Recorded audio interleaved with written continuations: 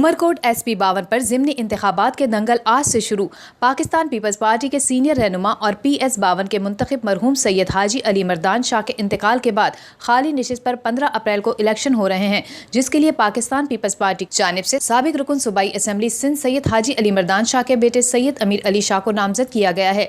PP के नामजद उम्मीदवार मुख्तलिफ इस्तकबालिया प्रोग्राम में शिरकत के बाद RO ऑफिस पहुँचे और अपना नामजदगी फार्म जमा करवाया। इंशाअल्लाह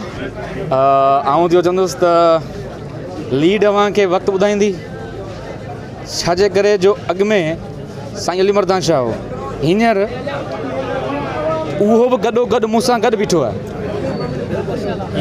मूंसां गॾु उहो बीठो आहे। ऐं ॿियो त पीपल्स पार्टी जो निशान आहे।